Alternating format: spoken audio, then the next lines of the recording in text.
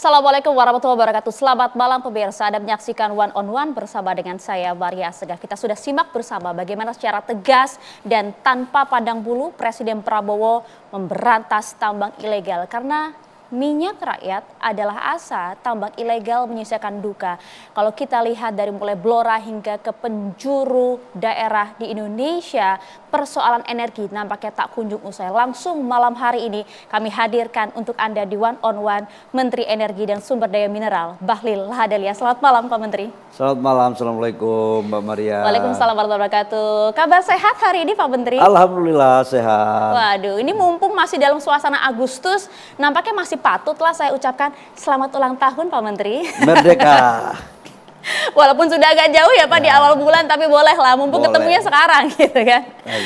Oke Pak Menteri, merdeka tadi sampaikan, nampaknya ini kemerdekaan juga masih belum diraih oleh sejumlah warga yang kini masih menyimpan duka dari tambang ilegal Pak. Kita simak jelas bagaimana kemudian Presiden Prabowo juga fokus concern dalam hal itu. Beberapa waktu lalu kita juga ingat Pak Prabowo, begitu ya Presiden kita mengundang beberapa menteri termasuk Anda fokus juga pada tambang ilegal. Boleh Anda ceritakan apa sih yang kemudian disampaikan dari concern seorang Presiden Prabowo? Ya, yang pertama saya ingin menyampaikan bahwa Presiden Prabowo dalam berbagai arahan dan astacita itu berbicara salah satu program unggulannya itu adalah kedaulatan energi dan transisi energi. Kalau kita berbicara tentang energi, jangan hanya kita artikan sebagai oil and gas, tapi juga batu bara, mineral-mineral lain yang menjadi bahan untuk energi baru terbarukan, itu juga merupakan bagian daripada energi. Dalam kaitannya dengan itu, Bapak Presiden selalu merujuk pada pasal 33 Undang-Undang Dasar 1945, terutama dalam pengelolaan sumber daya alam. Dalam konteks itu memang harus diakui bahwa ada data yang menunjukkan terjadinya illegal mining. Yang pada saat tanggal 15 pidato kenegaraan Bapak Presiden di depan MPR, saya juga hadir sebagai pembantu Bapak Presiden, hadir menyaksikan dan menyimak secara seksama tentang apa yang disampaikan oleh Bapak Presiden. Saya harus menyampaikan bahwa ada beberapa klasifikasi dari persoalan tambang ilegal. Ya. Yang pertama itu dalam kawasan hutan. Yang kedua adalah di luar kawasan hutan. Kalau dalam kawasan hutan itu tidak ada IUP, tidak ada IPPKH, proses penambangan terjadi. Nah ini ESDM sendiri nggak bisa mendeteksi secara totalitas. Kenapa? Karena itu di luar IUP. Tetapi apapun pelanggaran itu menjadi tanggung jawab pemerintah. Nggak boleh kita alasan karena itu IUP-nya nggak ada terus ini nggak boleh. Itu menjadi bagian tanggung jawab pemerintah dan karena itu perintah Bapak Presiden harus kita tertibkan. Pemerintah harus hadir. Pemerintah harus hadir. Yang kedua adalah IUP-nya ada. Mereka melakukan penambangan di kawasan hutan yang belum ada IPPKH-nya. Ini memang jelas melanggar. Yang namanya menambang dalam kawasan hutan itu harus ada namanya izin pinjam pakai kawasan hutan atau IPPKH.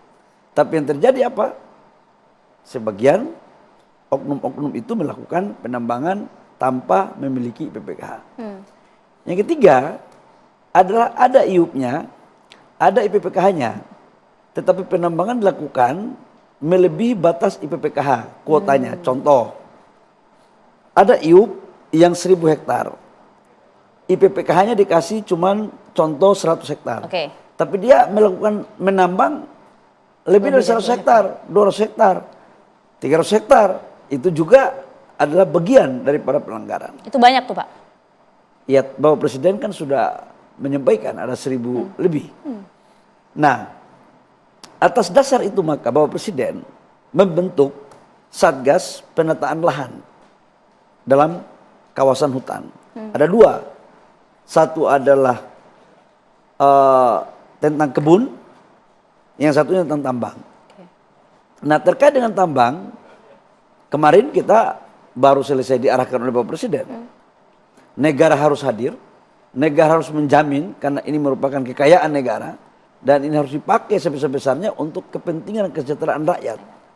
Dan atas dasar itu maka Satgas akan melakukan langkah-langkah yang terukur, konstruktif dan menukik untuk melakukan penegakan hukum tanpa pandang bulu. Bapak Presiden sendiri menyampaikan bahwa tanpa pandang bulu mau siapapun. Ya, Bapak Presiden kalau kita lihat di pidato kenegaraannya menyampaikan kepada partai yang beliau pimpin. Ya saya juga harus melakukan hal yang sama. Oh, bos kita udah begitu, kita kan pembantu, abdi dalam kan. Kalau komandan udah A, jangan kita buat gerakan tambahan. Komandan A, bawahan juga harus Bahaya A. itu barang. Bahaya gitu, kira-kira Mbak. Kan juga sudah dibentuk ya, ada Ditjen Gakum ya selama 2 bulan terakhir ya Pak Menteri. Nah, kaitannya dengan itu, saya bersyukur alhamdulillah sejak Indonesia ini merdeka, biasanya kementerian yang mengelola sumber daya alam itu ada Gakumnya. Tapi SDM selama ini kan nggak ada. Yes. Makanya kemarin kita sudah melakukan proses untuk pembuatan Dirjen Gakum. Nah, Dirjen Gakum ini adalah salah satu struktur yang ada di Kementerian SDM baru, dipimpin oleh jaksa, ya, dirjennya oleh jaksa. Di situ ada polisi di situ. Kami juga meminta kepada KPK untuk ikut menjadi bagian pejabat di situ agar apa? Clear and clean.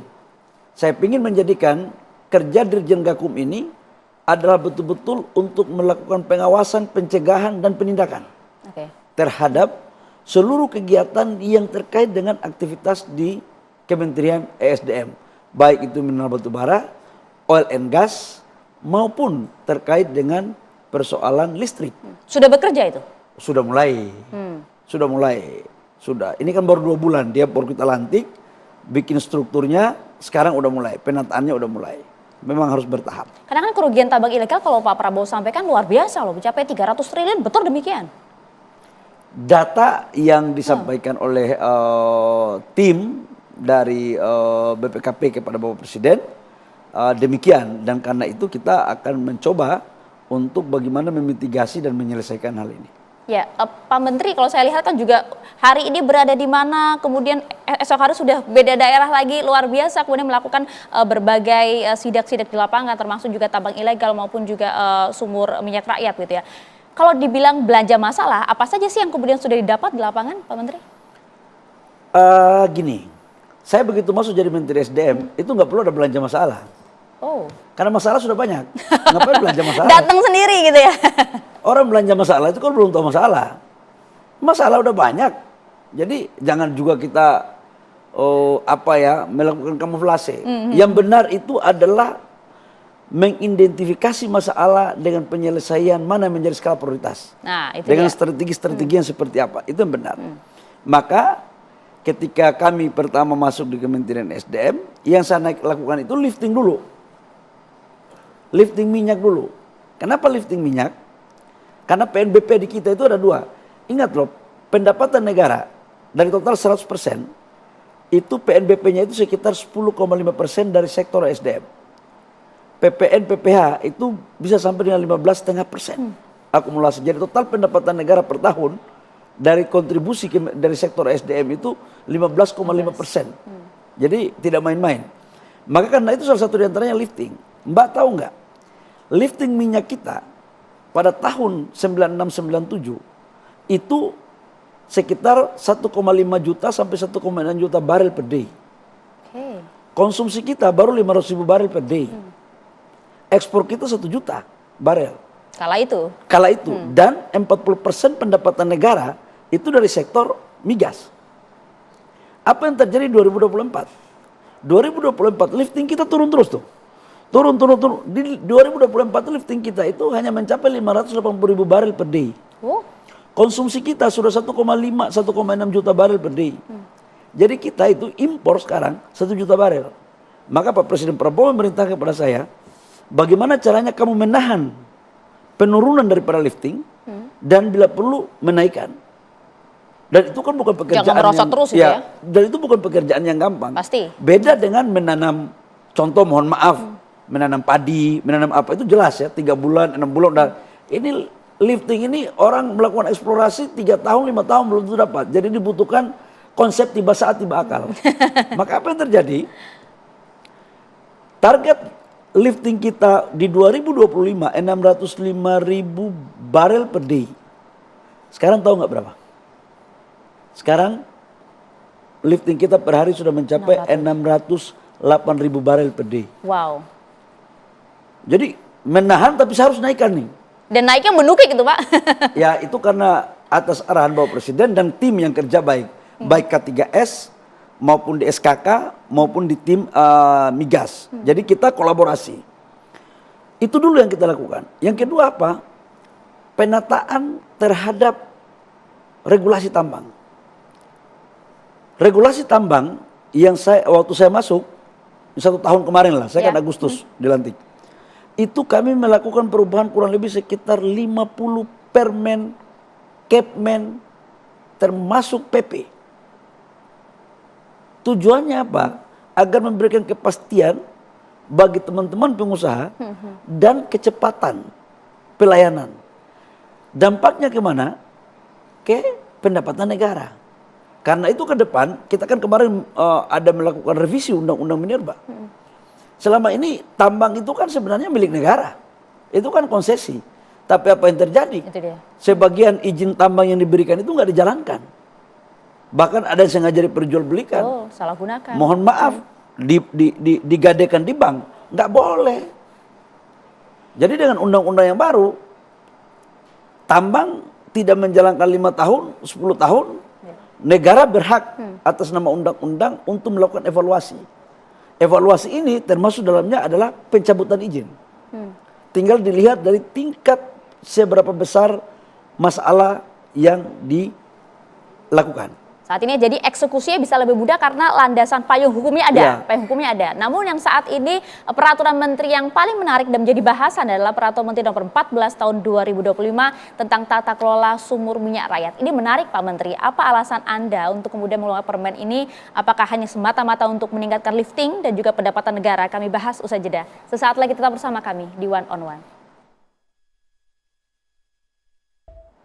Anda kembali bersama kami di One on One pemirsa dan masih bersama dengan saya saat ini Menteri SDM Bahlil Lahadalia. Pak Menteri, kalau kita lihat permen yang saat ini sedang marak diperbincangkan itu adalah peraturan Menteri nomor 14 tahun 2025 tentang tata kelola dari sumur minyak rakyat. Kami penasaran Pak, apa yang kemudian melatar belakangi pembentukan dari permen ini dan membuat Anda seorang Menteri SDM memberi restu kepada rakyat masyarakat untuk bisa mengelola minyak?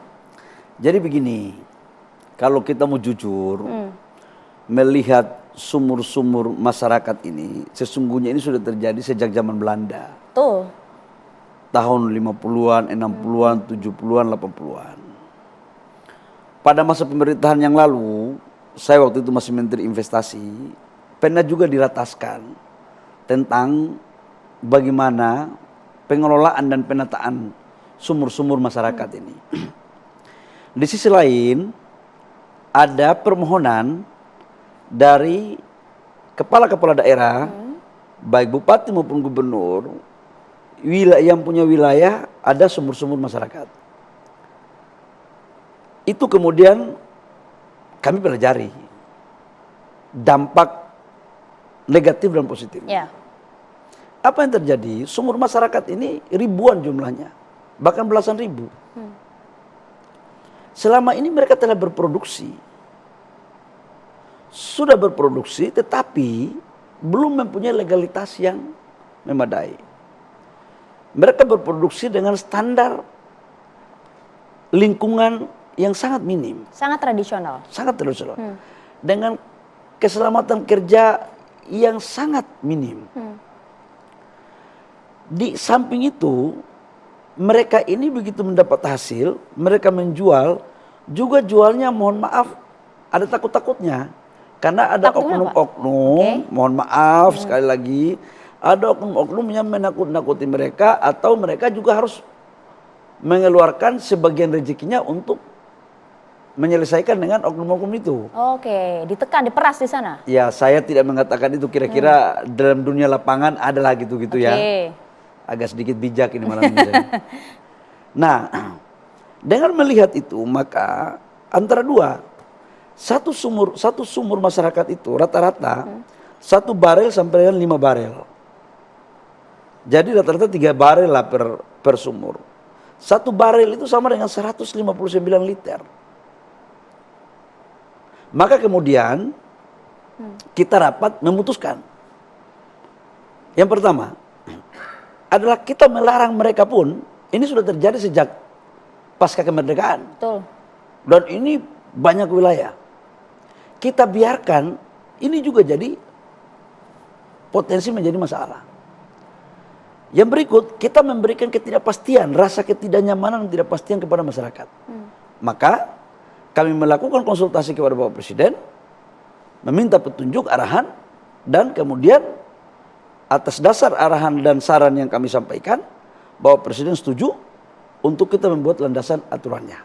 Lahirlah Permen 14. Apa sebenarnya untungnya? Itu dia. Yang pertama, Permen ini hanya menata kepada sumur-sumur yang sudah ada. Yang sumur-sumur sudah sejak lama udah ada. Oke, artinya bukan sumur baru. Nah, ini perlu digarisbawahi nih Pak Menteri. Bukan sumur baru, jangan salah kaprah. Dengan permen ini maka hasil dari sumur yang mereka ambil, sumur masyarakat itu bisa menjual langsung kepada Pertamina dengan harga ICP 70-80%. Yang kedua, agar ini dikelola secara baik, profesional, maka kita memberikan kepada 3 kategori usaha. Yang pertama BUMD, yang kedua UMKM, yang ketiga itu koperasi. Supaya apa? Ini bisa terkoordinir dengan baik. Supaya apa? K3S yang lain seperti Pertamina ataupun K3S yang lain yang dekat di mana masyarakat itu berada bisa memberikan edukasi bagaimana cara keselamatan kerja yang baik, lingkungan yang baik, teknologi yang baik. Karena hasilnya langsung dibeli oleh mereka. Selama ini hasil minyak itu dijual, mohon maaf sekali lagi, kepada pembeli yang refinerinya kualitasnya standar. Oh, tidak maksimal. Kalau kualitasnya standar, maka yang dirugikan siapa? Konsumen. Nah, ini kan dijual langsung kepada Pertamina dengan harga ICP 70-80%. Itu dari sisi penataan dalam konteks bagaimana mereka mengelola dengan baik. Artinya keuntungannya juga untuk rakyat sendiri. Yes, dari sisi keuntungan.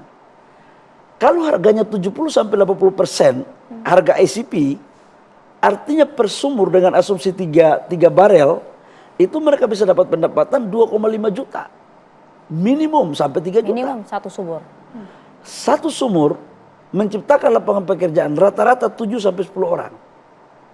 Dan itu yang uang berputar di desa. Saya sebagai orang kampung, sebagai orang desa dalam memahami pasal 33, itu kan ekonomi ini kan diatur atas dasar kekeluargaan. Ada demokrasi ekonomi. Ada retribusi pemerataan. Jadi jangan dipersepsikan seolah-olah bisnis migas ini hanya konglo saja. Atau hanya orang-orang tertentu aja. Ruang ini kita juga harus membuka kepada daerah. Selama mereka mengelola secara profesional. Kenapa sih belum dijalankan aja orang udah mulai mengatakan oh, itu nggak bisa, ini nggak bisa. Itu dia Pak. Berarti lu aja yang bisa, yang lain nggak bisa. Karena banyak Pak yang kemudian berkata, bukan orang sembarangan juga, para pakar yang memberikan narasi yang nampaknya cukup negatif gitu ya dengan permen ini. Bagaimana kemudian pemerintah bisa memastikan, mengontrol ini karena jumlahnya tidak hanya 1-2 Pati saja, di Blora saja mohon maaf sudah mengajukan izin kepada SDM Jawa Tengah 4.000 loh Pak. Itu baru satu daerah. Bagaimana daerah lainnya? Bagaimana Anda mengontrol ya? Jadi gini, saya menghargai para ahli-ahli itu. Karena saya ini kan bukan ahli minyak. Tapi saya mencoba untuk memahami pemikiran para ahli di lapangan. Anda kan pengusaha. Ahli belum tentu bisa lapangan. Jadi, dulu ketika ini belum ditata dengan baik, banyak juga para pakar mengatakan, ini harus pemerintah harus hadir.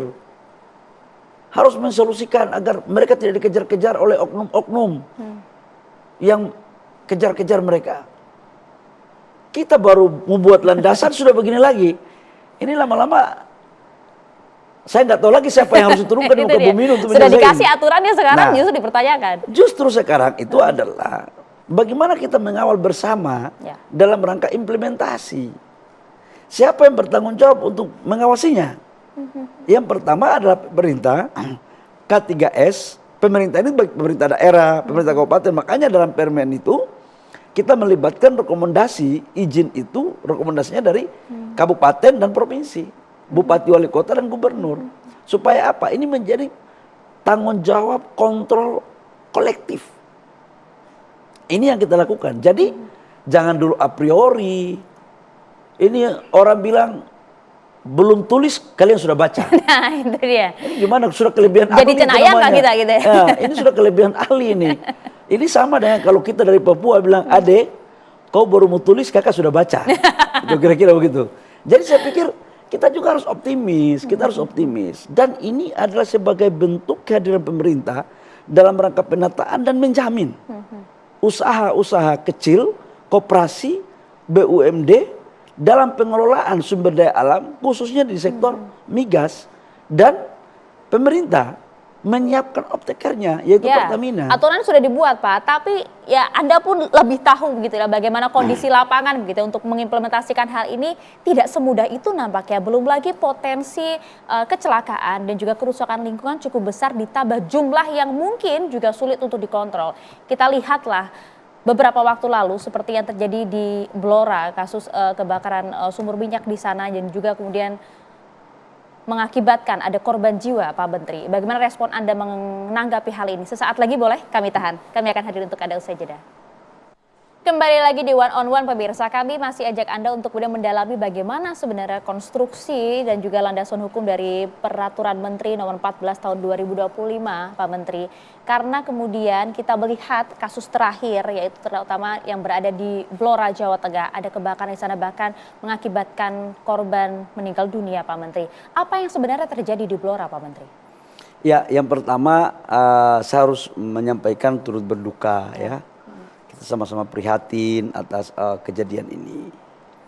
Yang kedua, dalam proses Permen 14 itu kan menata sumur-sumur yang udah terjadi, bukan baru. Ya, existing. Ya, existing. Yang udah lama lah kira-kira begitu. Nah, proses pendaftarannya itu kan butuh verifikasi. Diverifikasi oleh kepala daerah. Bupati, habis itu bupati menaikkan ke gubernur, gubernur baru menaikkan kepada pemerintah pusat dengan SKK Migas. Itu dicek mana yang boleh, mana yang nggak boleh. Bukan semuanya boleh. Dengan permen itu, maka yang boleh itu ada syaratnya. Salah satu syaratnya adalah bagaimana mengelola itu dengan lingkungan yang baik. Oke, artinya bukan yang kemudian sumur yang selama ini sudah ada, yang ilegal, langsung jadi legal setelah ada permen itu. Tidak begitu? Didaftarkan dulu, dicek dulu. Bukan ini menjustifikasi semuanya sah. Enggak dong, diverifikasi dong.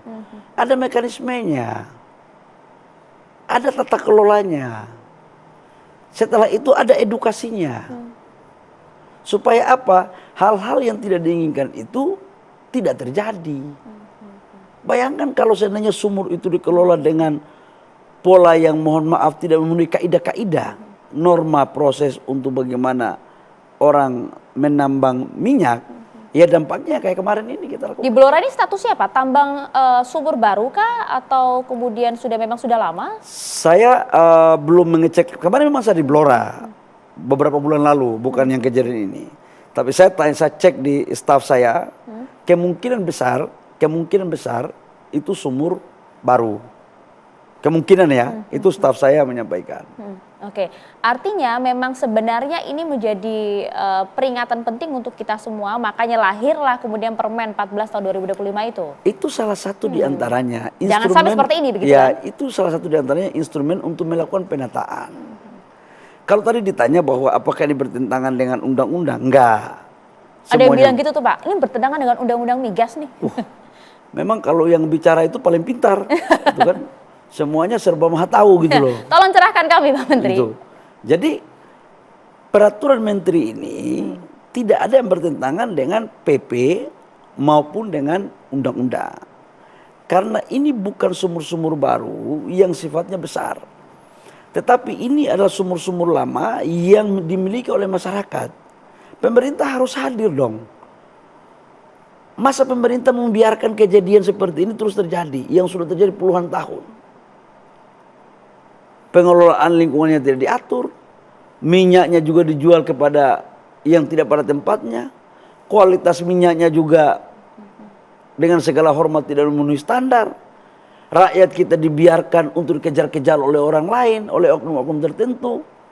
Masa pemerintah menonton itu? Tapi undang-undang migas kan sana jelas ya harus ada kontrak kerjasama.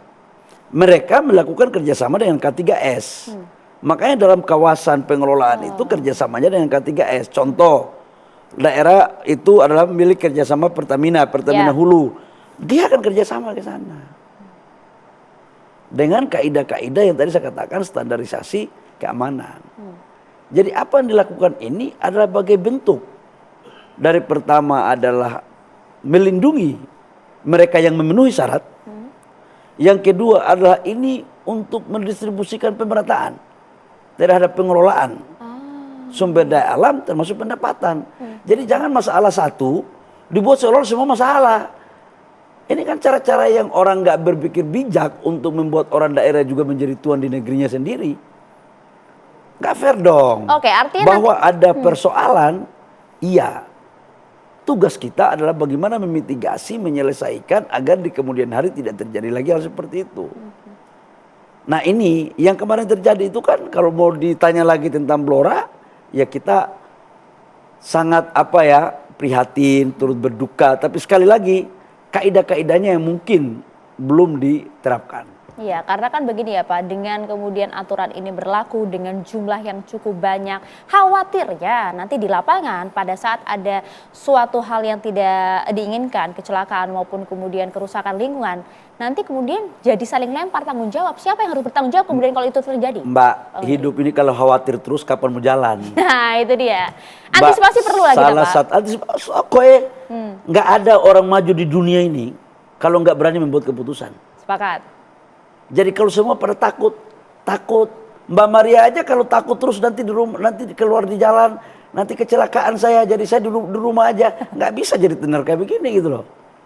Justru disitulah yang menjadi tantangan kita. Kalau seorang pemimpin takut membuat keputusan, jangan jadi pemimpin. Nggak ada keputusan itu yang dibuat yang tidak ada risiko, semua beresiko.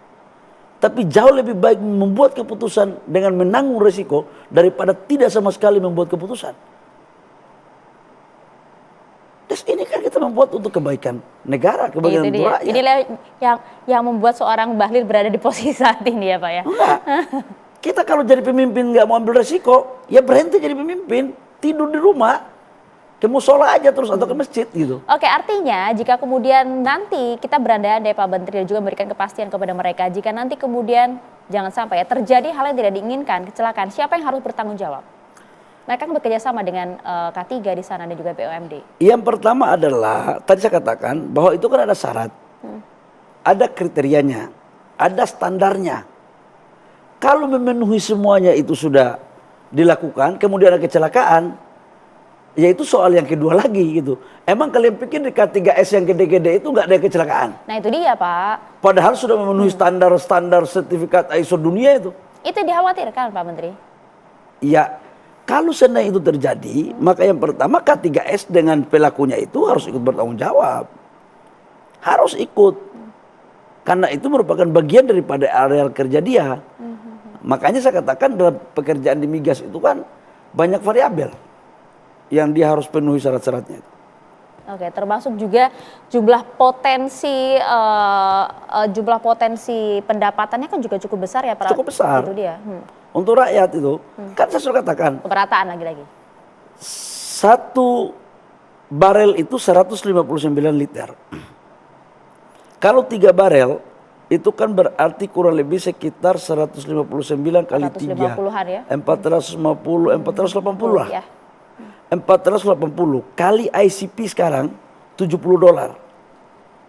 kali 80%, itulah pendapatan masyarakat. Satu sumur. Satu sumur. Kalau yang kerjanya 7 orang atau 10 orang, rata-rata mereka bisa dapat 250 sampai 300 ribu lah per hari. Makanya saya katakan kewajiban pemerintah menyiapkan marketnya, off-taker yang jelas, dan cara mengelolanya dengan baik. Itu Mbak. Jadi jangan sampai ditakut-takuti bahwa ini rakyat nggak bisa. Terus kalau rakyat kita nggak bisa, terus siapa yang bisa? Itu lagi. Nah itu dia, itu kan untuk pemerataan lagi-lagi ya Pak ya? Itu saya katakan bahwa di pasal 33 itu, Undang-Undang 45, itu pengelolaan sumber daya alam itu dikuasai oleh negara, dikelola untuk kesejahteraan dengan asas pemerataan. Jangan monopoli terus. Nggak bisa lagi republik ini akan dibuat begitu. Nggak, arahan Bapak Presiden Prabowo udah jelas. Masyarakat kita siap Pak? Kenapa tidak? Oh dulu kita aja belum merdeka pakai bambu runci merdeka, emang tanya bisa merdeka? Mau tunggu siap dulu. Nggak ada. Itu menurut saya itu kalau ada pertanyaan kayak begitu, itu pertanyaan itu ada pertanyaan isi tumpangan itu. Nah itu dia. Jangan sampai ada apa-apanya itu Mas ya Pak. Sengaja mulai kita bodoh aja, dikira kita bodoh gitu. Enggak lah. Ini republik sekarang presiden dan menteri-menterinya udah paten semua lah. Udah ngerti lah kelakuan-kelakuan lama-lama itu udah paham lah. Abuleke itu kita sudah paham ya. Udah paten kali lah di barang ya Pak ya. Oke, kita akan lihat nanti akan seperti apa. Tapi lagi-lagi Pak, permasalahan mengenai minyak dan mineral ini di Indonesia kan memang tak sedikit ya. Beban seorang Bahlil Lahadalia cukup besar juga. Bagaimana kemudian Anda bisa menyelesaikan hal ini dengan target yang tidak sedikit dari Presiden Prabowo? Sesaat lagi kita bahas. Usai jeda pemirsa. Iya, Anda masih kembali bersama kami di One on One, masih setia bersama kami juga di sini ada Menteri SDM Bahlil Lahadalia. Pak Menteri. Ya Maria. Aduh, kalau lihat kinerja Pak Menteri ini luar biasa ya, mulai dari kiprahnya di Menteri Investasi hingga SDM saat ini. Targetnya berat-berat tuntas semua itu Pak Menteri. Nah, tapi kalau kita lihat saat ini, apa yang ditargetkan oleh Presiden Prabowo kan juga nggak gampang Pak Menteri ya, cukup berat. Terlebih lagi Anda ini baru jalan sekitar berapa bulan di SDM, tapi sudah membuat beberapa gerbakan, termasuk juga Permen 14 tadi tahun 2025 yang Anda sampaikan, dan juga beberapa hal, belum lagi Pak Prabowo dengan tegasnya menyampaikan soal tambang ilegal. Kalau dilihat mengapa sih Pak Prabowo, Pak Menteri begitu tegas dan marah soal tambang ilegal ini? Jadi begini, saya semakin kesini, semakin memahami, meresapi apa yang menjadi pikiran besar Bapak Presiden Prabowo. Karena secara jujur, Bapak Presiden Prabowo ini kan berlatar belakang keluarga yang betul-betul pejuang ya. Bapaknya adalah tokoh bengawan ekonomi, kakeknya juga adalah salah satu intelektual pendiri bangsa, dan beliau kan adalah seorang prajurit sejati yang betul-betul rela mengorbankan nyawanya pun untuk kedaulatan dan marwah bangsa gitu. Dalam konteks pasal 33 kami selalu disampaikan bahwa membedakan menteri mana yang betul-betul merah putih atau tidak itu adalah tergantung dari seberapa besar kita menjalankan pasal 33. Nah khususnya di saya, memang pasal 33 ini kan bumi, kekayaan bumi, air, laut dan segala macam, segala isinya. Itu lebih banyak di SDM. Memang lebih banyak di SDM. Nah kalau itu ilegal, berarti pertama kan merampas hak negara. Yang kedua, dia mengelola tidak menjalankan asas-asas kelaziman penambangan. Yang ketiga, pendapatan negara nggak ada. Artinya kalau ini dilakukan seolah-olah negara ini nggak ada.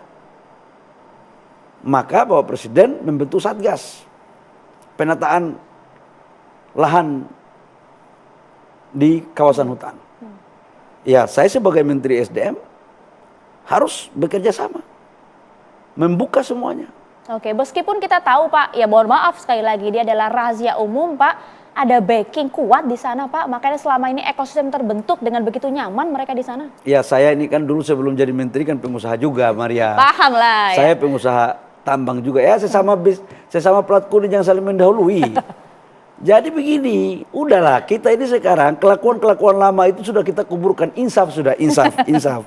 Karena Bapak Presiden sudah memerintahkan siapapun backingannya, nggak peduli. Penegakan aturan harus dilakukan. Negara nggak boleh kalah dari siapapun, pangkat apapun, jabatan apapun, partai apapun. Dan saya sebagai pembantu beliau, Bapak Presiden, ya saya jalankan. Kawan Anda banyak Pak Menteri, banyak yang nggak suka dengan Anda nanti. Saya kan bukan persoalanmu suka saya atau tidak suka. Ini perintah negara. Jangankan kawan saya, adik saya pun kalau ini perintah negara dia melanggar, saya akan selesaikan. Wow. Ya Termasuk juga jika ada oknum-oknum yang di dalam kementerian Anda. Oh, pasti. Kalau itu terjadi, coba aja. Nggak boleh, kita ini jangan main-main gitu loh. Kalau sudah presiden ngomong A, ya kita jangan A minus atau B minus. A ya A, terjemahkan lurus, jangan bengkok-bengkok. Kalau sudah undang-undangnya begitu, sudah ada ketegasan dan keinginan presiden, menteri itu kan pembantu presiden. Yang namanya pembantu, mengeksekusi, menjalankan apa yang menjadi keinginan dan perintah atasan. Jangan ikut mau kita sendiri. Nanti ada terjadi kong kali kong lagi. Nggak bisa, nggak ada. Nih, untungnya menteri kita paham betul bagaimana yang terjadi di lapangan ya. Gerak-geriknya paham betul ya Pak Jadi ya. begini, pengusaha tambang, ya hutan-hutan. Anda kan tahu lah orang-orangnya. Ya dikit-dikit tahu lah. Ini seperti angin. Dapat dirasakan nggak bisa dipegang.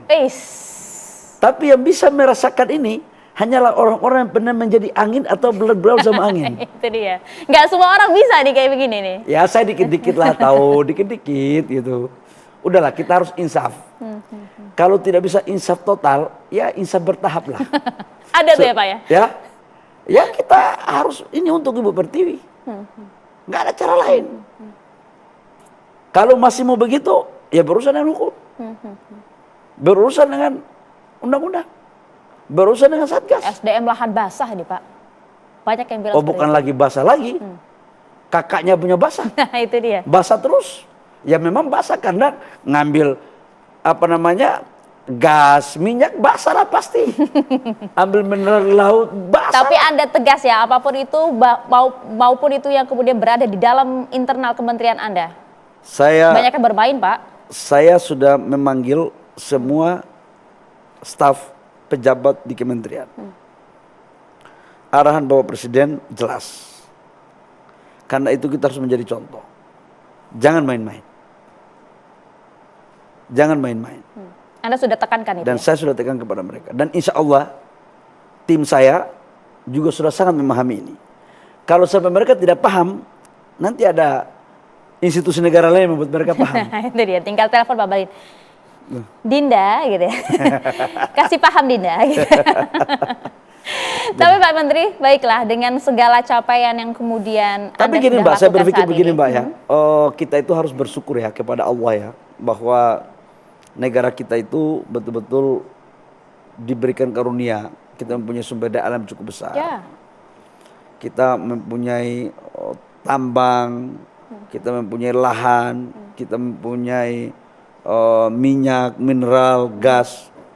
Dan sesungguhnya para founding father kita ketika mendirikan negara ini kan telah berpikir jauh bahwa seluruh kekayaan ini harus dikelola sebesar-besarnya untuk kepentingan dan kesejahteraan masyarakat. Yang berikut, tidak boleh ada monopoli. Ya. Harus dilakukan asas pemerataan, asas kekeluargaan, keadilan. Jangan itu lagi.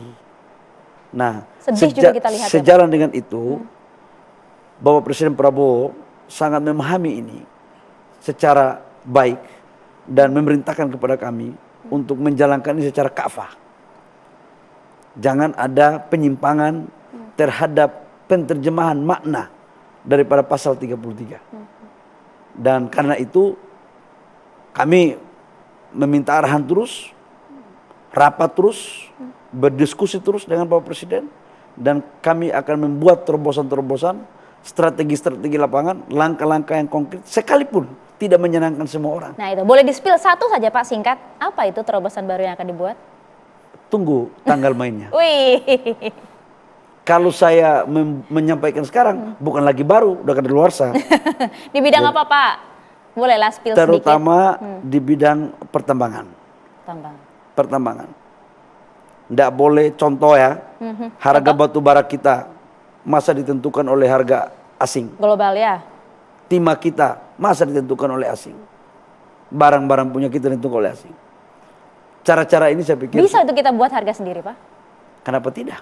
Membuat negara aja melepaskan penjajahan dari Belanda aja bisa, masa buat harga aja nggak bisa. Wih, kita tunggu bagaimana gebrakan-gebrakan lain dari Menteri SDM Bahlil Lahadalia dengan capaian-capaian yang luar biasa, meskipun dipatok target cukup tinggi dari Presiden Prabowo.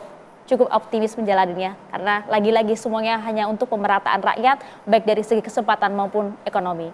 Terima kasih banyak Pak Bahlil atas waktunya bersama kami di One on One, luar biasa. Senang sekali kita bisa berbincang dengan Pak Bahlil. Makasih Mbak Maria ya, makasih. Assalamualaikum. Waalaikumsalam warahmatullahi wabarakatuh.